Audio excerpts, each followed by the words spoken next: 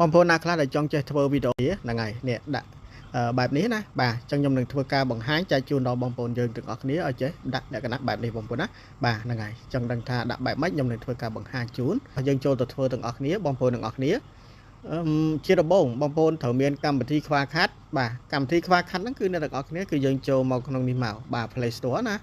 បងប្អូនទាំងអស់គ្នាយើងចុច search ទៅបាទបងប្អូនចុច search បងប្អូនវាយពាក្យថាខ្វះខាត់ណាបាទសូមវាយតាមខ្ញុំបាទចុះបងប្អូនយើងវាយមក I C U T បាទបន្តមកបងប្អូនអ្នកខ្វះខាត់តុកលើនឹងមកអូខេអញ្ចឹងអ្នកទាំងអស់គ្នាយើងឃើញហើយនេះបាទកម្មវិធីហ្នឹងបងប្អូនយើងដំឡើងមកបងប្អូនណាហ្នឹងហើយបងប្អូនយើងដំឡើងមកបាទបន្ទាប់ពីការដំឡើងមកហើយបងប្អូនយើងចូលទៅប្រើប្រាស់បាទអញ្ចឹងយើងចុចចូលមកក្នុងកម្មវិធីខ្វះខាត់នឹងទាំងអស់គ្នាអូខេអញ្ចឹងបងប្អូនទាំងអស់គ្នាចូលមកដល់ចំណុចនេះបងប្អូនយើងយកកន្លែង new ណាបាទយក new បងប្អូនចុចលើ new មកបាទបន្តមកទៀតបងប្អូនជ្រើសរើសយកនៅវីដេអូបាទជ្រើសរើសយកនៅវីដេអូមួយមកបាទបន្ទាប់ពីខ្ញុំបានធ្វើការដាក់មកហើយបងប្អូនទាំងអស់គ្នាបន្តមកនេះយើងតុកលើវីដេអូហ្នឹងឬមួយក៏រូបហ្នឹងមកបាទតុកលើហ្នឹងហើយកតុយនេះយើងទាញមកក្រោយមកបាទអាហ្នឹងបើសិនតែយើងដាក់វីដេអូបាច់ទាញទេបើសិនយើងដាក់រូបយើងត្រូវទាញឲ្យវែងបន្តិចទៅណាបាទហ្នឹងហើយបើវីដេអូវាវែងស្រាប់ហើយបងប្អូនណាវីដេអូវែងម៉ានយើងថតវែងម៉ានគឺវែងហ្នឹងអញ្ចឹងណាបាទហ្នឹងហើយអូខេបន្តមកយើងទៅយករូបយើងដាក់នៅពីលើបងប្អូនទាំងអស់គ្នាហ្នឹងហើយអញ្ចឹងបងប្អូនយើងចុចព្រួយសិនមកបាទបន្តមកបងប្អូនរួមមើល PIP ណាបាទតុកលើ PIP បាទអញ្ចឹងខ្ញុំសូមយកវីដេអូនេះចុះបាទដើម្បីបង្ហាញជូនតុកលើមកសូមរងចាំបន្តិចបងប្អូនណាបាទហ្នឹងហើយអាហ្នឹងបើសិនជាវីដេអូយើងវែង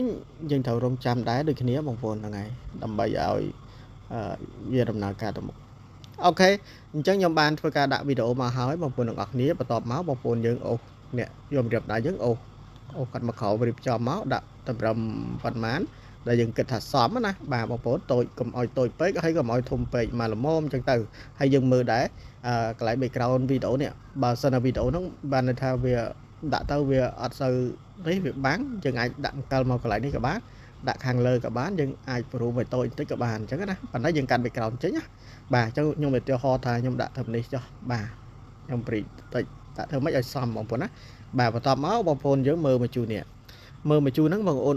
អូសមកឆ្វេងមកបាទអូសមកឆ្វេងអ្នកទាំងអស់គ្នាយើងមករកពាក្យថា smart cut out នេះ smart cut out បងប្អូនឃើញកន្លែងហ្នឹងអត់អញ្ចឹងតុកលើហ្នឹងមកយើងរៀបឡើងតុកប៉ក់មក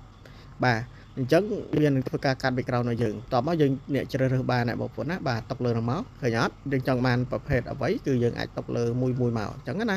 បាទបើសម្រាប់ខ្ញុំចង់បានបែបនេះហើយមានចលនាបងប្អូនណាហើយខ្ញុំចុចគ្រីសបាទអញ្ចឹងបងប្អូនទាំងអស់គ្នាអ្នកវីដេអូរបស់យើងវែងម៉ានយើងដាក់វែងហ្នឹងទៅបងប្អូនណាបាទអ្នកគេស្មើគ្នាល្អអូខេអញ្ចឹងបងប្អូនពេលណាដែលយើងចុច play មកបាទជាមួយខ្ញុំ play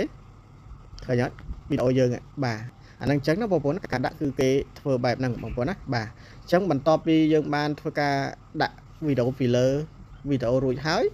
អ្នកទាំងអស់គ្នាគឺយើងចុចកន្លែងនេះមកបាទអ្នកបងប្អូនចុចកន្លែងដានប៉ុន្តែយើងត្រូវមើលកន្លែងនេះចេញ1080នៅបើចេញ1080អូខេបើសិនចេញ720អាហ្នឹងយើងយក1080មកណាតុកលើហ្នឹងមកយើងអាចផ្លាស់ប្ដូរបានអញ្ចឹងណាបងប្អូនហ្នឹងហើយអញ្ចឹងបងប្អូនអាចអូសមកណាបាទអូសមកអូស